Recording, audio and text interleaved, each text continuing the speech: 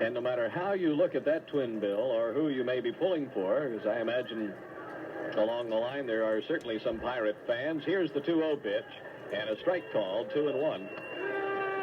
That is a big twin bill.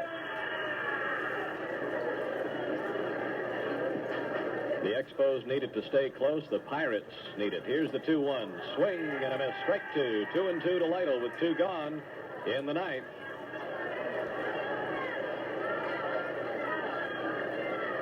Here's the windup. The 2-2 pitch. A high ball 3. Full count 3-2.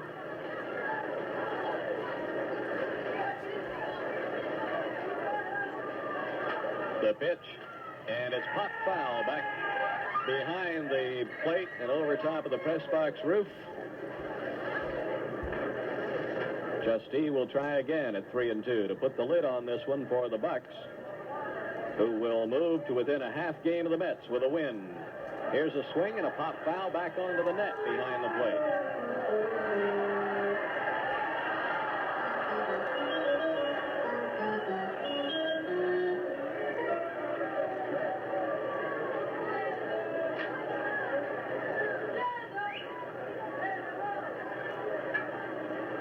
Been too many Montreal base runners in this game. Here's the 3-2, and Lytle hits the ball well to right field. That ball is going to be up, and away. A home run for Jim Lytle with 2 gone in the ninth. Second Montreal home run of the game, and it's 7-4 Pittsburgh on Lytle's home run. That for Jim Lytle, his 4th home run of the year. And it's the Expos' 7th hit. The first hit off Justine.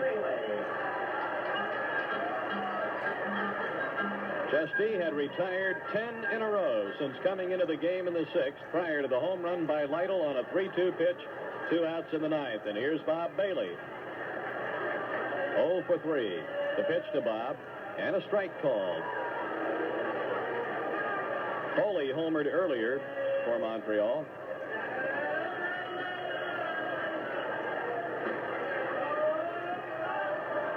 Pitch is inside and a ball. 1 ball and 1 strike to Bailey.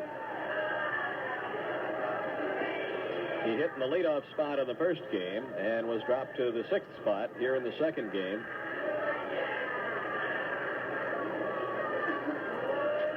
The 3 Montreal home runs today have been with the bases empty. Here's the 1-1. Outside, ball 2.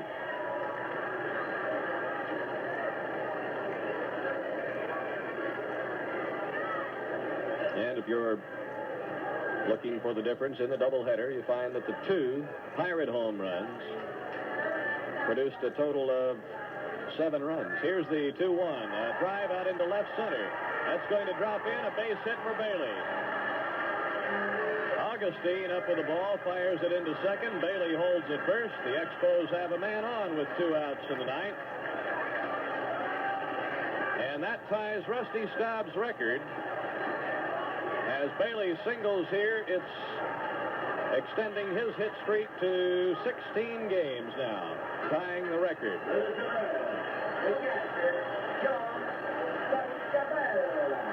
John Boccabella, the batter. Bailey at first.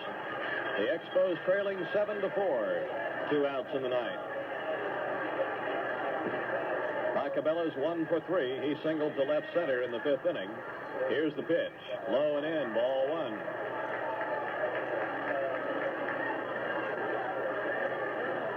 The Pirates have Jim Four, a left-hander, and Chris Zachary, a right-hander, working in the bullpen.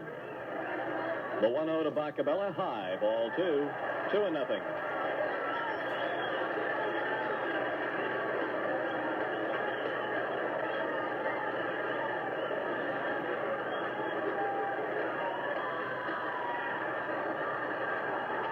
Justy ready, the 2-0 pitch. And that's right there at the knees for a strike, 2-1.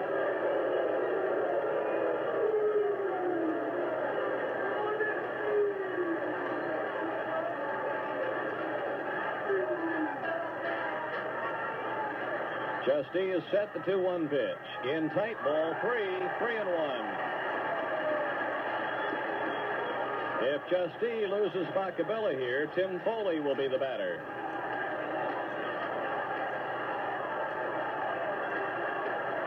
He's ready, the 3-1 pitch. Strike hit the outside corner. 3-2. Boccabella had started toward first. He thought it was ball 4. So again, Justee is within 1 strike of ending the game. 3-2. A look at Bailey. Here's the pitch. And a line drive to left. Stargell is there. He has it. Boccabella is out, and the ball game is over. The Expos get a run on 2 hits. A home run by Jim Lytle. No errors, 1 left in the ninth. The final score, the Pirates 7, the Expos 4. I'll have the totals in a minute. For the Pirates, 7 runs, 8 hits, no errors. They left 4. The Expos 4 runs, 8 hits, and 1 error. They left 3. The winning pitcher, Doc Ellis, 12 and 13. A save for Dave Justee, his 19th. Mike Torres, the losing pitcher, his record 9 and 12. So the Pirates take the doubleheader, winning the first game 6-3. Keeson over Stoneman. Hernandez saved it for Keeson. And the second game 7-4. Ellis the winner. And Justee picks up the save, his 19th, and it's the first win since August 5th for Doc Ellis. So Ellis comes up with a big one here for the Pirates following Keeson's win, and Pittsburgh, in taking 2, moving to within a half game of the New York Mets for the National League Eastern Division lead. And the Expos now 3 1/2 games behind and tied right now with the Chicago Cubs. We mentioned a moment ago that Russ Taylor will have as his guest Bob Prince, the broadcaster for the Pittsburgh Pirates, and I hope that you'll stay with us for that. I'll be back after this pause for 1 minute. Joe singled to left to put runners at first and second and third, and Hebner was walked intentionally to load the bases with 2 outs, and Richie Zisk hit his first Major League career grand slam. The Expos added a couple of runs in the 6th on singles by Lentz and Fairley, and an RBI single by, Mike Jorgensen on an infield out, and, of course, Fairley on a base hit. And the Expos got their 4th run on Lytle's home run in the 9th inning. A 7-4 win for Pittsburgh. Ellis over Torres, and a save to Justee. Russ is standing by with Pirate broadcaster Bob Prince, so stay tuned now for Stars and Scores. Prince standing by with Russ. Thanks very much, Dave. Well, Bob, of course, fans in the Montreal area, this does not apply to everybody listening along the Expos Baseball Network, but in the Montreal area have been following you very closely with your Pirate Ball Club, and it looks like, Bob, it's going to be a tight squeeze right to the end. I don't see how I can help it be anything but that, Russ. In the first place, nobody's ever really been able to generate enough zip to get out there and win about 12 or 14 in a row. I think the best start anybody had in the National League East was Pittsburgh at the very beginning of the season. We caught the Cardinals and beat them 5 straight, and we went on to win 8 of our front 9. Then from that time on, we staggered. Right now, the New York Mets are in their best streak. They've won 6 in a row and 9 of their last 10 or 10 of their last 11, whatever it is. And we just happened to catch on fire with you and didn't catch on fire down in New York. Now, I know that they're not looking forward to playing you 2 games.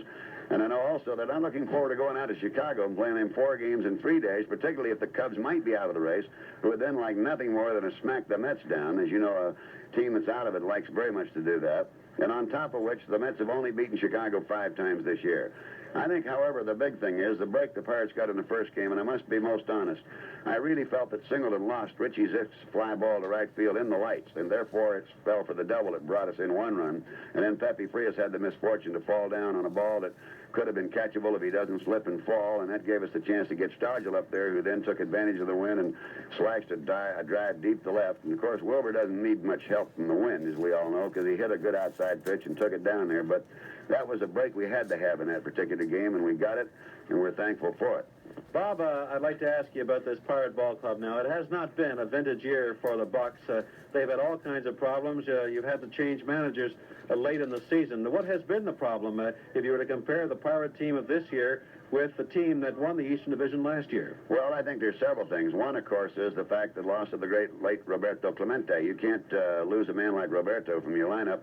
due to his tragic death and not feel it, not only in the field, but more particularly what he could do off the field. And while on the field of play, he could talk to our Spanish-speaking ball players and many things he could do for them that way that we would miss tremendously because he's not been around. Then Steve Blass has come up with a problem which he and only he can solve, and that's been his inability to pitch consistently and win baseball games.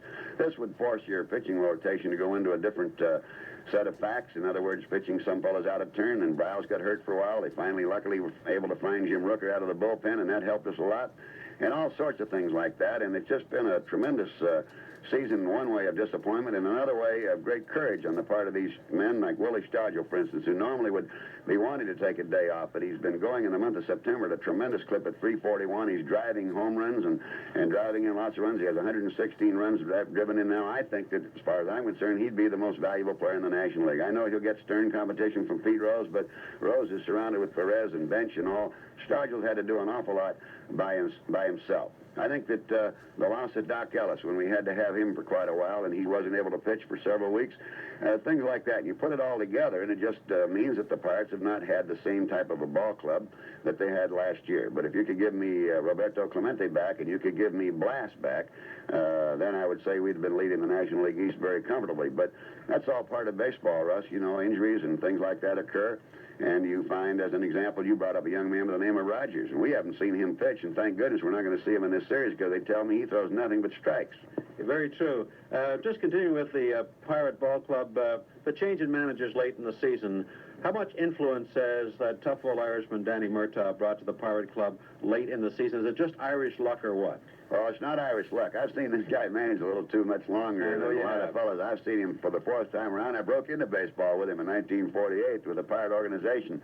Danny makes some moves sometimes that astound you, but when you look at them, they're all based on very good, solid reasoning, and he doesn't panic. One thing Danny's not afraid to do is if a man goes out and pitches and has a bad night, he's not afraid to come right back with him and show him in the relief role, as an example, that he's my man.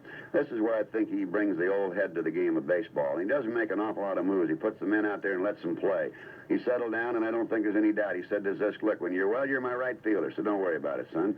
And now Richie responds to this and plays very well. Maxville, without question, has certainly glued up our infield and done a tremendous job. When Hebner was hurt there for a while, Cash did a great job at third. And Murtaugh makes these little moves, pulls them almost like rabbits out of a hat. Not all Irish luck, believe me. The old rascal's got the face like a gnome, but he's got the brain like a dome. He can do it. He sure can. Well, Bob, what do you predict for the end of this season? Here's the final week coming up, and nothing's been decided yet. Well, it certainly hadn't been decided, and I'll tell you one thing. I think that we're going to have to try to battle you to get at least a split out of the doubleheader tomorrow. Hopefully for us, win two. Hopefully for us, win two. Hopefully for you, win two. But our split isn't going to do us any good anymore. It'll do you too much good now because the Mets are running in a hot hand. But I think that they're going to find they have their hands full. If we can continue to play our game, I'm looking at it from the Pittsburgh standpoint, then no matter what the Mets do, we're not going to worry about it because we still have the half game. We got the game on them in the last column where we have a great advantage, plus the fact if we have to, we still can play San Diego. And in addition to that, New York has to play you two and go out and play the Cubbies 4 in 3 days, and I got to think that it's going to be a battle right to the wire. And when you come into Pittsburgh, I bet it isn't settled in. When we play you over there Friday, Saturday, and Sunday, it might go right to the very end of the wire. Well, Bob, I certainly hope you're right. And in closing, just want to say to you what I've heard, I know Dave has heard, nothing but compliments. Fans in the Montreal area got a great kick out of listening to you and Nellie King during the past few days. Well, thank you very much. It's not hard to broadcast for folks in Montreal. You fellas do a great job here, and you have a beautiful, wonderful city, and we've always said it's one of our great places to stop because everybody's so friendly. They understand the game of baseball, and they're so fair to everybody that comes into the ballpark to see them play, and it's just indeed an enjoyable situation. We'll look for you and Dave down in Pittsburgh, and we'll have a Todd together, and then we'll lament about the fact that somebody didn't win it that should have. Okay, Bob. Thank you very much. Very colorful baseball broadcaster, one of the best in the business, Bob Prince of the Pittsburgh Pirates. For appearing in the postgame show, Bob Prince receives a gift certificate from Hemsley's. Idle homered in the ninth with 2 outs, nobody on, his 4th of the year. The Pirates take 2 and climb to within a half game of the New York Mets again here in the Eastern Division. The St. Cardinals are 3 games behind New York. The Expos Cards are 3.5 out. In the West, assuming the Reds lose and the Dodgers win, and the Dodgers are leading Cincinnati right now, that'll be a 5.5 game lead for Cincinnati heading into this final week. And, of course, over in the American League East, it's all over. Baltimore winning there, and Oakland with a 7.5 game lead on Kansas City in the American League West. So that's a quick look at the standings. Here tomorrow afternoon, actually tomorrow evening, 5:35. Our starting time for the doubleheader. Bob Moose, he's won 11 and lost 11. And Nelson Briles, he's 13 and 13, pitching for Pittsburgh. Steve Renko with a 14 and 11 record, along with Ernie McAnally, who's 7 and 7, will be pitching for the Montreal Expos. So a doubleheader here tomorrow with the Bucks. 5:35 starting time and 5:20 Eastern time will be broadcast time. Today's scores again: the Pirates take 2, 6-3, and 7-4. This broadcast is off.